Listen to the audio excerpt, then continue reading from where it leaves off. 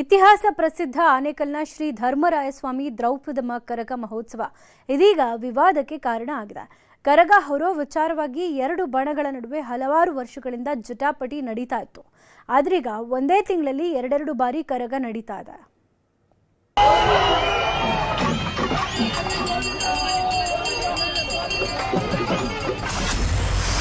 ಕರಗ ಹೊರುವ ವಿಷಯಕ್ಕೆ ಎರಡು ಬಣಗಳ ಮಧ್ಯೆ ಜಟಾಪಟಿ.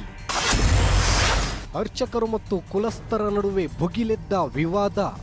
ಬೆಂಗಳೂರು ಹೊರವಲಯ ಆನೇಕಲ್ನಲ್ಲಿ ಪ್ರಸಿದ್ಧ ಶ್ರೀ ಧರ್ಮರಾಯಸ್ವಾಮಿ ದ್ರೌಪದಮ್ಮ ಕರಗದ ವಿವಾದ ಭುಗಿಲೆದ್ದಿದೆ. ಕರಗವನ್ನ ಹೊರುವ ವಿಷಯವಾಗಿ ಭಾರೀ ಚರ್ಚೆಗೆ ಎಡೆ ಮಾಡಿಕೊಟ್ಟಿದೆ. ಎರಡು ಗುಂಪುಗಳ ನಡುವೆ ನಡೆಯುತ್ತಿರುವ ಜಟಾಪಟಿ ತಾರಕಕ್ಕೇರಿದ್ದು ಕೋರ್ಟ್ ಮೆಟ್ಟಿಲೇರಿದ್ರು. ಹೀಗಾಗಿನೇ ಈ ಬಾರಿ ಕರಗ ಹೊರಲು ಅರ್ಚಕರ ಪರ ಪೂಜಾರಿ ರಮೇಶ್ಗೆ ಹೈಕೋರ್ಟ್ ಅವಕಾಶ ನೀಡಿ ಆದೇಶ ಹೊರಡಿಸಿತ್ತು.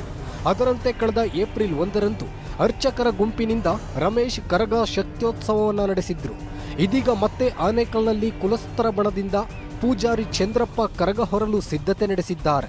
ಅರ್ಚಕರ ಬಣ ಇರೋದು ಕೇವಲ 4 ಮನೆಯಷ್ಟೇ. ಕುಲಸ್ಥರ ಬಣ 400 ಮನೆ ಇದ್ದು ಈ ಬಾರಿ ಕರಗ ಮಾಡಿಯೇ ತೀರುತ್ತೇವೆಂದು ಕುಲಸ್ಥರ ಬಣ ಪಟ್ಟು ಹಿಡಿದಿದೆ. ಹಿಂದೇನೂ ಸಹ 2 ಬಾರಿ ಆನೇಕಲ್ನಲ್ಲಿ 2 ಕರಗಳು 1 ತಿಂಗಳ ಅಂತರದಲ್ಲಿ 2 ಕರಗಳು ನಡೆದಿದ್ದಾವೆ. ಆ ಗೊಂದಲ ಯಾವುದೇ ರೀತಿಯಾದಂಥ ಜನತೆಗೆ ಗೊಂದಲ ಇಲ್ಲ. ಸಾಂಪ್ರದಾಯಿಕವಾಗಿ ಏನೇನು ಶಾಸ್ತ್ರೋಕ್ತಗಳು ನಡೀತಿದ್ದಾವೆ ಆ ಎಲ್ಲ ಶಾಸ್ತ್ರೋಕ್ತಗಳನ್ನು ನೆರವೇರಿಸಿ ಸಾಂಪ್ರದಾಯಿಕವಾಗಿ ಕರಗವನ್ನು ಆಚರಣೆ ಮಾಡ್ತಿದ್ದೇವೆ. ಇನ್ನು ಆನೇಕಲ್ನಲ್ಲಿ ಈ ಬಾರಿ ಎರಡೆರಡು ಬಾರಿ ಕರಗ ಅದ್ದೂರಿಯಾಗಿ ನಡೆಯುತ್ತಿದೆ. ಈ ಬಣಗಳ ನಡುವೆ ಇದ್ದಂತಹ ಬಿರುಕು ಮತ್ತಷ್ಟು ಹೆಚ್ಚಾಗಿದೆ. ಈ ಬಗ್ಗೆ ಪ್ರತಿಕ್ರಿಯೆ ನೀಡಿರುವ ಅರ್ಚಕರ ಬಣದ ಮೂಲವಹ್ನಿ ಕುಲ ಸೇವಾ ಸಂಘ ಅಧ್ಯಕ್ಷ ಮಂಜುನಾಥ್, ಎಲ್ಲ ಜಾತಿ ಧರ್ಮಗಳ ಮಾನ್ಯತೆ ಪಡೆದ ಆನೇಕಲ್ ಕರಗವು ಈಗಾಗಲೇ ನಡೆದಿದೆ. ಕುಲಸ್ಥರ ಪರ ಕರಗ ಹೊರುತ್ತಿರುವ ಚಂದ್ರಪ್ಪ ಅವರ ಪೂರ್ವಜರು ಯಾರೂ ಕೂಡ ಕರಗ ಹೊತ್ತಿರುವ ಇತಿಹಾಸವಿಲ್ಲ ಅಂತ ಕಿಡಿಕಾರಿದ್ದಾರೆ. ಈಗ ಕರಗ ಹೊರ್ತಾ ಇರುವಂಥ ಚಂದ್ರಪ್ಪ ಅವ್ರ ತಂದೆ ಆಗಲಿ ಅವ್ರ ತಾತ ಆಗಲಿ ಕರಗ ಹೊತ್ತಿರೋಂಥ ಇತಿಹಾಸ ಇದೆಯಾ? ಅವರು ಅರ್ಚಕರ ಕುಟುಂಬದವರ?